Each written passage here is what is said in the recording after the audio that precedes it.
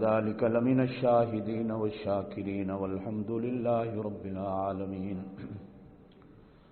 اللهم صل على محمد وعلى آل محمد كما صليت على إبراهيم وعلى آل إبراهيم إنك حميد مجيد. اللهم بارك على محمد وعلى آل محمد كما باركت على إبراهيم وعلى آل إبراهيم إنك حميد مجيد.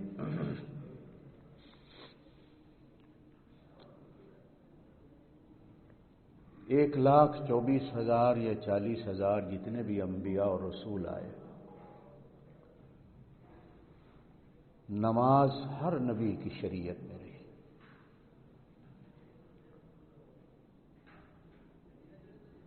بے شک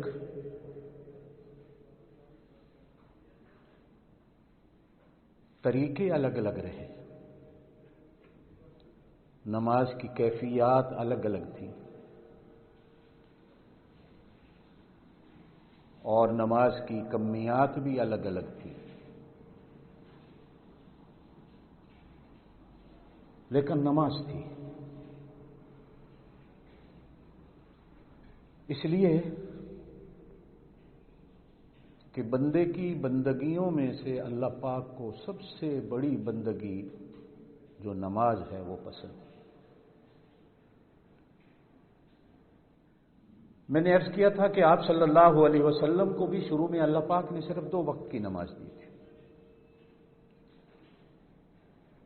لیکن پھر معراج کی رات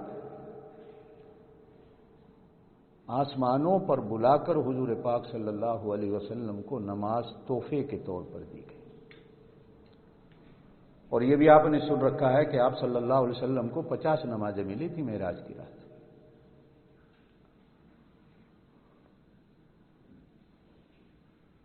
یہ تو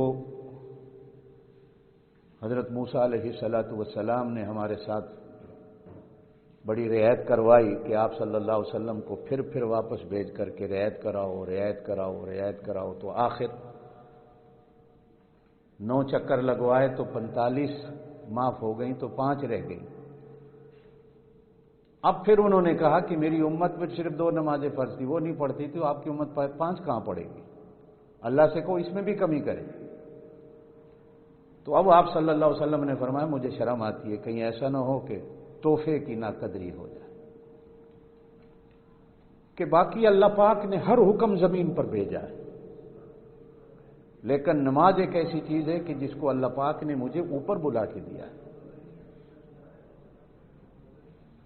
آپ صلی اللہ علیہ وسلم یہی فرما رہے تھے کہ اللہ کی طرف سے آواز آئی کہ میرے محبوب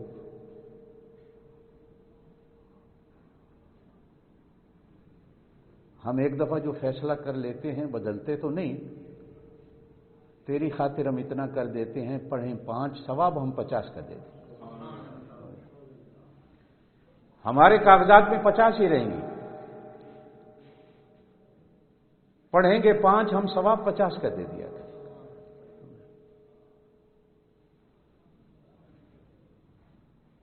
نماز ایک ایسا عمل ہے کہ جس میں اللہ کی ساری مخلوق شامل ہے. کبھی آپ غور کریں، بعض مخلوقات ایسی ہیں جو صرف کھڑی ہیں، وہ کھڑے ہوئے بھی اللہ کو یاد کرتے ہیں. بعض ایسے ہیں جو 4 پائے والے چلتے رہتے ہیں، اسی حالت میں اللہ کو یاد کرتے رہتے جیسے ہم رکوع کرتے ہیں. بعض ایسے ہیں جو زمین پہ رینگنے والے ہیں، پیر بھی ان کے زمین پہ ہیں، سر بھی ان کا زمین پہ ہے، بازو بھی ان کے زمین پہ ہے جیسے ہم سجدہ کرتے ہیں. اور بعض ایسے ہیں جو بیٹھ کے اللہ کو یاد کر رہے ہیں، وہ بھی اللہ کی مخلوق ہے. قرآن کہتا ہے کہ درخت بھی اللہ کو یاد کرتے ہیں، جانور بھی اللہ کو یاد کرتے ہیں. دنیا میں کوئی اللہ کی ایسی مخلوق نہیں جو اللہ کو یاد نہیں کرتی. نماز کے اندر اللہ پاک نے وہ ساری مخلوق کی عادتیں نماز کے اندر ڈال دی، اس کو مجموعہ بنا دیا. ہر مخلوق کی عبادت اس کے اندر، حتیٰ کہ کتنے فرشتے ہیں جو ہمیشہ کھڑے ہیں، جو رکوع میں ہیں وہ رکوع میں ہیں، جو سجدے میں ہیں وہ سجدے میں ہیں، جو تشہد میں بیٹھے ہیں وہ تشہد میں. تو فرشتوں کی وہ عبادات کا بھی اللہ پاک نے مجموعہ نماز میں رکھا ہے۔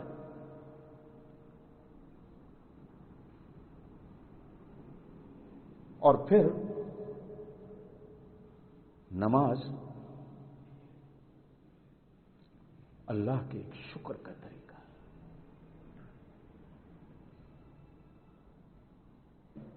اور نماز بندے کو عدل اور انصاف سکھاتی ہے کہ جب ہم اللہ کے ساتھ عدل و انصاف کریں گے تو اللہ کے بندوں کے ساتھ بھی عدل و انصاف کریں۔ نماز بھی تو ایک عدل و انصاف ہے۔ ایک بندہ آیا، اس نے نماز پڑھی، آپ صلی اللہ علیہ وسلم نے دیکھا جیسے وہ مرغی دانا چگتی ہے، اس نے چگا۔ آپ صلی اللہ علیہ وسلم نے فرمایا کیا کیا یا رسول اللہ؟ نماز پڑھی۔ فرمایا دوبارہ پڑھو۔ اس نے دوبارہ پڑھی، پھر ایسے ہی کیا۔ فرمایا یہ مرغی کی طرح دانا چگنا نماز نہیں، ہر ایک رکن کو انصاف کے ساتھ ادا کرنا، عدل کے ساتھ ادا کرنا ہے۔ جب نماز میں ہی عدل نہیں آئے گا تو گھر کے اندر یا زندگی میں، دکان بازار میں ہمارے پاس عدل و انصاف کیسے آئے گا؟ اور عدل و انصاف سے بھی آپ اور میں پڑھیں نا نماز۔ تو فجر کی نماز آپ آسانی کے ساتھ 5-6 منٹ میں 2 سنت 2 فرض پڑھ لیں۔ ظہر کی نماز کے آپ کے 10 سے 15 منٹ لگیں گے، عصر کی نماز آپ کے 5 منٹ ہے، مغرب کی نماز بھی آپ کی 6-7 منٹ ہے، عشاء کی نماز آپ کے 20-25 منٹ لے گی۔ 24 گھنٹے کی زندگی میں سے 1 گھنٹہ ہے جو ہم اللہ کو دیتے ہیں۔ جو اللہ ہمیں 24 گھنٹے کی زندگی دیتا ہے، ہم اس کو 1 گھنٹہ ہی نہیں دے سکتے۔ یعنی عدل و انصاف کے ساتھ بھی ہم نماز پڑھیں نا تو اتنا ہی وقت ہے۔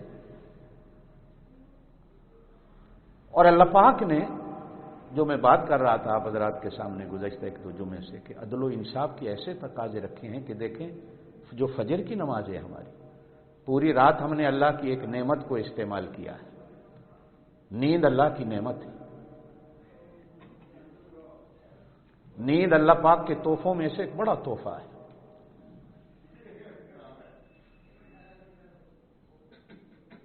اور پھر دن اس سے بھی بڑا اللہ کا تحفہ ہے۔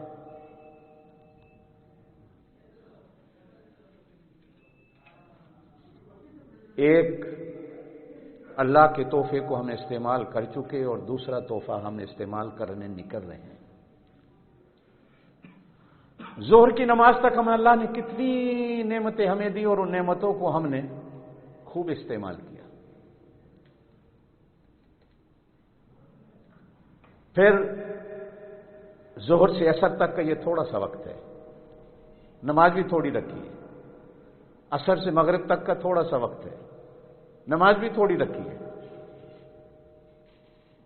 اور پھر عشاء کا وقت ہے، پوری رات کا پڑا ہوا ہے، تو اللہ پاک نے تھوڑی سی رکعتیں اس میں بڑھا دی گئی کہ اللہ کی نعمتیں ہیں۔ ایک حدیث میں چونکہ مغرب کی بات چل رہی تھی، آپ صلی اللہ علیہ وسلم نے ارشاد فرمایا کہ مغرب کی نماز یہ فطرت کی نماز ہے۔ جو بندہ مغرب کی نماز کو چھوڑتا ہے یا اس میں تاخیر کرتا ہے، یہ گویا فطرت کا انکار کرتا ہے۔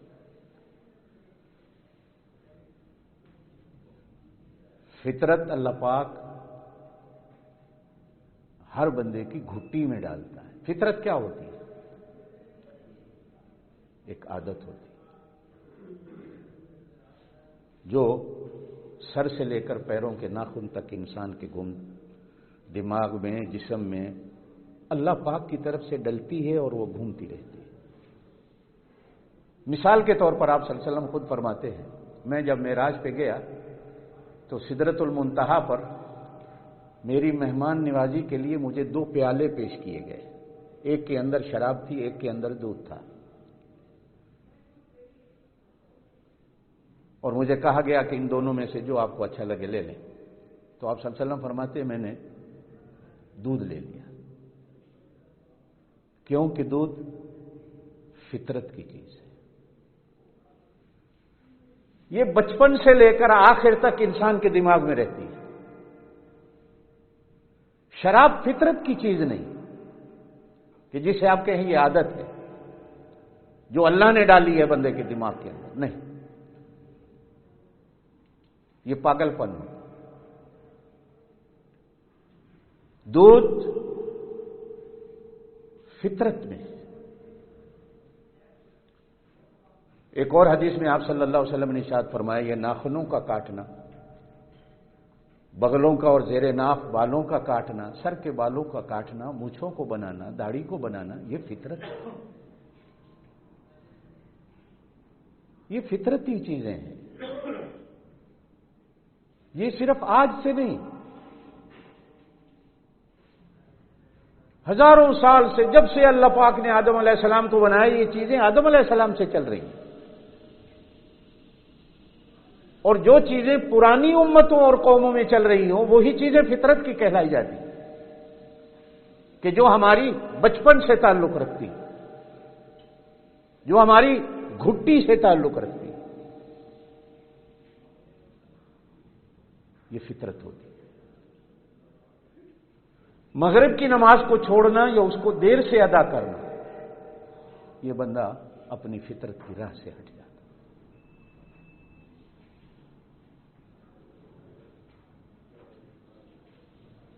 ایک حدیث میں آپ صلی اللہ علیہ وسلم نے عشاء کی نماز کے بارے میں فرمایا کہ یہ نماز اللہ پاک نے کسی اور کو نہیں دی تھی، یہ اللہ پاک نے صرف مجھے دی۔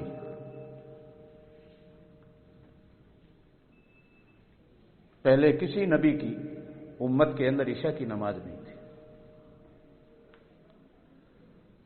دو لفظ ہیں، ایک ہے عشاء عین کی زبر کے ساتھ، ایک ہے عین کی زیر کے ساتھ عشاء۔ توجہ دیجیے گا میری بات پر، عربی زبان میں رات کے کھانے کو عشاء کہا جاتا ہے اور رات کی نماز کو عشاء کہا جاتا ہے۔ عرب لوگ جب بھی کسی کو کھانے کی دعوت دیتے ہیں تو پوچھا جاتا ہے، دوپہر کے کھانے کو غدا کہا جاتا ہے، جس کو انگلش میں لنچ کہتے ہیں، رات کے کھانے کو ڈنر کہا جاتا ہے، عربی کے اندر اس کو عشاء کہا جاتا ہے۔ آپ کے ہاں، میرے ہاں بھی چلتا ہے، ہو سکتا ہے آپ نے کبھی دیکھو، عشائیہ دیا فلاں بندے نے فلاں بندے کو، ظہرانہ دیا فلاں بندے نے فلاں بندے کو۔ ظہرانہ دوپہر کا کھانا ہوتا ہے اور عشائیہ رات کا کھانا کہا جاتا ہے۔ یہ رات کا کھانا فطرت میں ہے۔ آپ صلی اللہ علیہ وسلم نے ایک حدیث میں ارشاد فرمایا، بھوکے کبھی نہ سونا، کچھ کھا کر سونا۔ کچھ بھی نہ ملے تو کھجور کا ایک دانہ بھی نصیب ہو جائے تو پیٹ میں ڈال کے سونا۔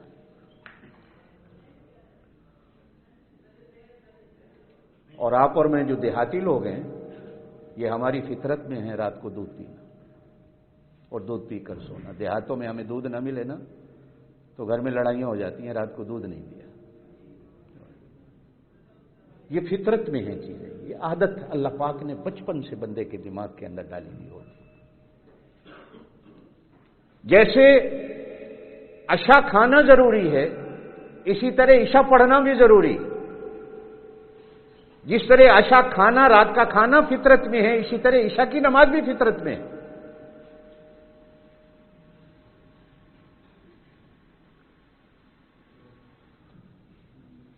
ایک حدیث میں آتا ہے، آپ صلی اللہ علیہ وسلم نے ارشاد فرمایا، اگر میری امت کو زحمت نہ ہوتی، مشکل نہ ہوتی، میری امت مشقت میں نہ پڑتی تو میں حکم دیتا کہ عشاء کی نماز کو آدھی رات کے وقت پڑھا کرو، یا رات کے تہائی حصے میں جب ایک حصہ گزر جائے، یا آدھی رات کو۔ اس نماز کو جتنا دیر سے پڑھتے جاؤ اتنا افضل ہے، لیکن میں اپنی امت کی مشقت کو دیکھتا ہوں۔ قربان جائیں نبی کریم علیہ الصلوۃ والسلام کی ذات پر کہ امت کی پریشانی آپ صلی اللہ علیہ وسلم سے برداشت نہیں ہوتی کہ میری امت مشقت میں پڑ جائے۔ آپ صلی اللہ علیہ وسلم پر نماز تہجد ضروری تھی، آپ کو اور ہمیں مشقت میں نہیں ڈالا کہ تم پر فرض نہیں ہے۔ اگر کوئی اٹھ سکتا ہے تو جی بسم اللہ، اگر نہیں تو وتر کے بعد اگر 2 نفل پڑھ کے سو جائے تو اللہ پاک کو نفلوں کو بھی تہجد بنا کر ثواب دے دیتے۔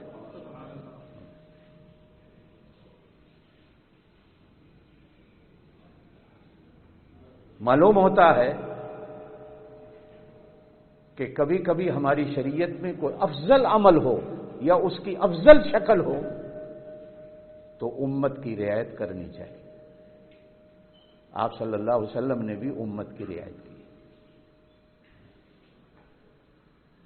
آپ صلی اللہ علیہ وسلم نے زندگی میں صرف زمانہ نبوت میں ایک حج کیا. علماء نے لکھا ہو سکتا ہے کہ زمانہ نبوت سے پہلے آپ نے حج کیا، لیکن زمانہ نبوت کا صرف ایک حج ہے. اور اللہ کی شان ہے کہ وہ حج بھی آپ صلی اللہ علیہ وسلم کی زندگی کے آخری سالوں میں جا کے فرض ہوا. سن 9 ہجری میں مدینے میں آپ کا 9واں سال تھا، اور 10واں سال تو پورا ہوا، 11ویں سال کے 2-3 مہینے بعد آپ کو موت آ گئی. حج آخر میں جا کر فرض ہوا. اگر پہلے فرض ہو جاتا اور حضور صلی اللہ علیہ وسلم ہر سال حج کرنے جاتے تو اس امت پر کتنی مشقت ہو جاتی. امت کو مشقت میں نہیں ڈالا. اسی طرح نماز تراویح کی امامت بھی رمضان میں حضور صلی اللہ علیہ وسلم نے صرف 3 رات کی ہے. چوتھی رات تشریف لائے، صحابہ بیٹھے تھے کہ ابھی نماز تراویح ہوگی. حضور نے فرمایا مجھے ڈر لگ رہا ہے کہیں تمہارے اوپر فرض نہ ہو جائے. بس جو ہونی تھی وہ ہوگی. آج کے بعد اپنی اپنی پڑھ لیا کرو. باقاعدہ تراویح کی نماز کا اجرا حضرت فاروق اعظم رضی اللہ تعالیٰ عنہ کے زمانہ خلافت میں ہوا ہے، جو 20 رکعت کا ہے، جو ہم باجماعت پڑھتے ہیں. آپ صلی اللہ علیہ وسلم نے ہمیشہ امت کی رعایت کی.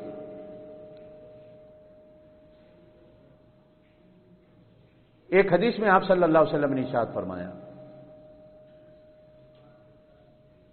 کہ نئے چاند کی تیسری رات کا جتنا وقت ہوتا ہے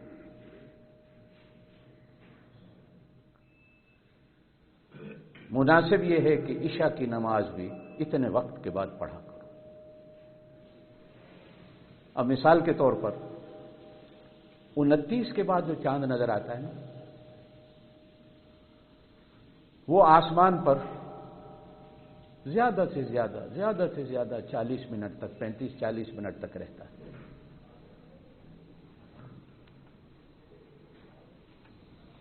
دوسری رات کا جو چاند ہوتا ہے وہ 1 گھنٹہ 20 منٹ تک رہتا ہے. تیسری رات کا جو چاند ہوتا ہے وہ 1.5 گھنٹے سے زیادہ رہتا ہے سورج کے غروب ہونے کے بعد. گویا کہ ایک ہمیں اصول بتایا گیا کہ کم از کم اتنی انتظار کر لیا کرو، اس کے بعد عشاء کی نماز پڑھیں. حضرت عبداللہ بن عمر رضی اللہ تعالیٰ عنہما سے روایت ہے حدیث کے اندر کہ آپ صلی اللہ علیہ وسلم نے ارشاد فرمایا یہ عشاء کی نماز میری ہے.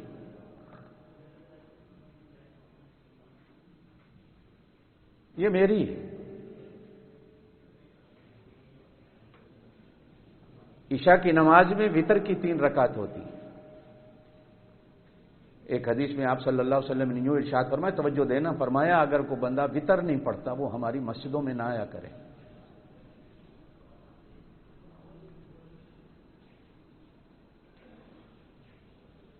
اور اگر وہ فرض چھوڑ دیتا ہے عشاء کا تو اس کا کیا ہوگا؟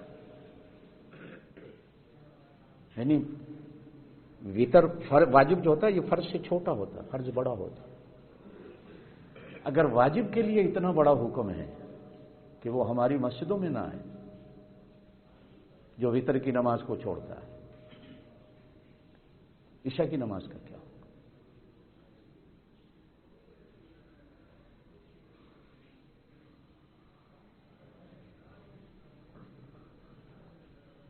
ہاں اگر نمازی پہلے آ جاتے، یہ بھی حدیث میں ملتا ہے، وقت شروع ہو جاتا تو آپ صلی اللہ علیہ وسلم جلدی نماز عشاء کی پڑھا دیتے.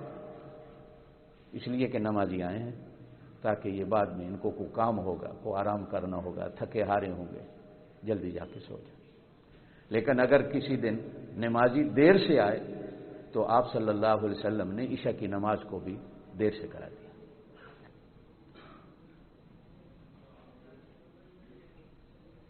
عشاء کی نماز کا وقت پوری رات رکھا گیا. او صبح صادق کے طلوع تک، یعنی سورج کے نکلنے سے 1.5 گھنٹہ پہلے تک، جب بھی سورج نکلتا ہو آپ گھڑی کا حساب لگا لیں، 1.5 گھنٹہ پہلے تک عشاء کی نماز کا وقت ہے۔ یہ واحد نماز ہے جس کا اتنا وقت دیا گیا۔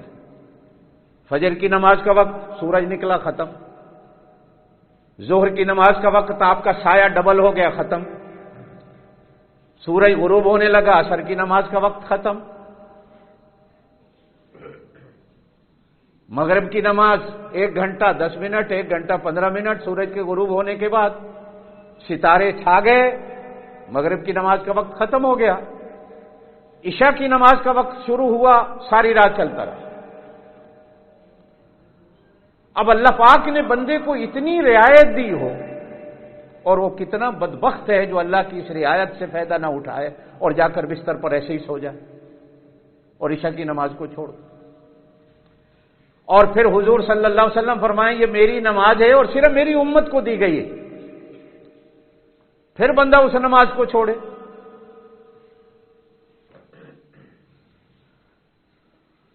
سوائے بدبختی کے اور کچھ نظر نہیں۔ ایک حدیث میں آپ صلی اللہ علیہ وسلم نے ارشاد فرمایا، توجہ دیجیے گا، جو بندہ جان بوجھ کر نماز چھوڑتا ہے،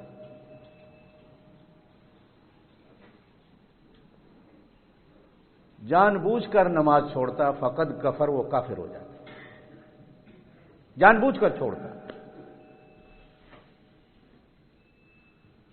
اور فرمایا جو جان بوجھ کر نماز چھوڑتا ہے قیامت والے دن وہ فرعون کے ساتھ، نمرود کے ساتھ، ابو جہل کے ساتھ کھڑا ہوگا، حامان و شداد کے ساتھ کھڑا ہوگا، میرے جھنڈے کے تلے نہیں ہوگا۔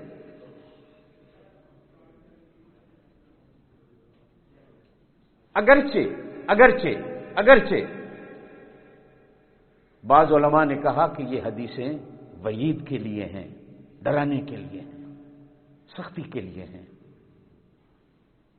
بعض علماء نے کہا کافر اس وقت ہوگا جب وہ نماز کا منکر ہو جائے، نماز کا مذاق اڑانے لگ جائے۔ اس سے کافر تو نہیں ہوگا لیکن گنہگار ضرور ہو جائے،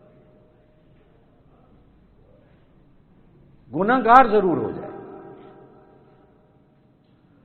اللہ پاک نے آج کل رات کتنی لمبی ہے، 7:02 سے عشاء کا وقت شروع ہوتا ہے اور آپ لے جائیں 5:30 تک، بلکہ 5:30 سے بھی آگے لے جائیں 5:45 تک، یہ کتنے گھنٹے بن جاتے ہیں جو آپ کو عشاء کی نماز کا وقت ملتا ہے۔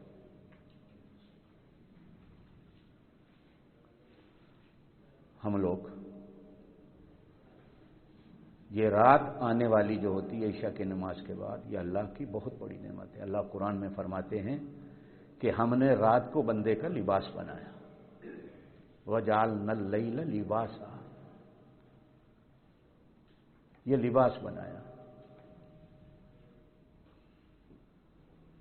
اب آپ اور میں جو لباس پہنتے ہیں وہ لباس کیا کام دیتا ہے وہ آپ کو بھی پتہ ہے۔ لباس اتار دیں تو ہم کیا ہوں گے؟